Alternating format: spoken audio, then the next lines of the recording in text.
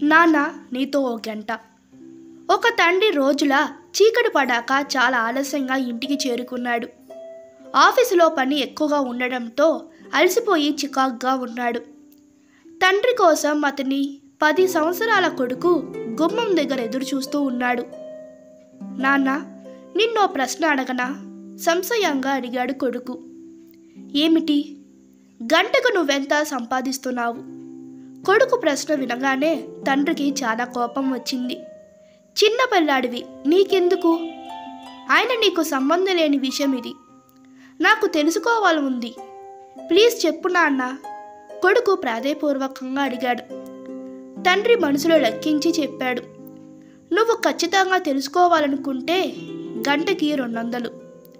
ఒక క్షణం ఆ కుర్రాడు ఏదో ఆలోచించి, అయితే నాన్న, నాకు ఒక 100 రూపాయలు ఇవ్వవా అని అడిగాడు. దాంతో తండ్రి తన కోపాన్ని ఆపుకోలేకపోయాడు. కొడుకుని ఒక చెంపదెబ్బ కొట్టి నీ గదిలోకి వెళ్ళిపో అంటూ గద్దించాడు. కుర్రాడు మౌనంగా తన గదిలోకి వెళ్ళి తలుపులు మూసుకున్నాడు. చాలాసేపటి వరకు తండ్రికి కోపం తగ్గలేదు. డబ్బులు మామూలుగా అడగవచ్చు కదా, ఎంత ధైర్యం! నా సంపాదన కనుక్కొని నీ అరగంట సంపాదనేగా 100 ఇవ్వమని ఎమోషనల్ బ్లాక్మెయిల్ చేస్తాడా? ఓ గంట తర్వాత తండ్రి కోపం కొంచెం తగ్గింది. తాను తొందరపడి కొట్టకుండా ఉండాల్సింది. నిజంగా ఏదైనా అవసరం కలిగి డబ్బులు అడిగాడేమో అనుకుంటూ కొడుకు గదిలోకి వెళ్ళాడు. సారీ బాబు, అప్పుడే ఆఫీస్ నుండి వచ్చాను కదా, అందుకే చికాగ్గా ప్రవర్తించాను. ఇదిగో 100 రూపాయలు అంటూ 100 నోటు ఇచ్చాడు.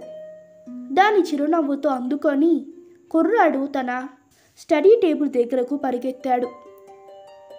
టేబుల్ సొరుగులు లాగి అందులో నుంచి తాను దాచుకున్న డబ్బును పైకి తీసి లెక్కించసాగాడు.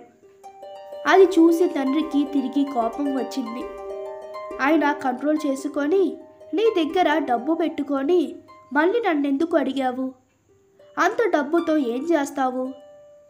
డబ్బులు లెక్కించడం పూర్తవగానే ఆ కుర్రాడి ముఖం సంతోషంతో వెలిగిపోయింది. నాన్న, ఇప్పుడు నా దగ్గర 200 ఉన్నాయి. నేను మీ గంట టైంని కొనుక్కోగలను. నాన్న, రేపు మీరు ఓ గంట ఇంటికి త్వరగా రండి. మా ఫ్రెండ్స్ అంతా మన ఇంటికి వస్తున్నారు. మీరు మాతో కలిసి గడపాలి అని అన్నాడు. తండ్రికి మాట కరువయింది.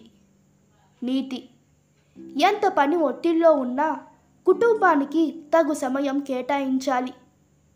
ఈ కథ మీకు నచ్చినట్లయితే మీ అభిప్రాయాలు కామెంట్లో తెలపండి. Please like, share and subscribe to my channel. Thank you.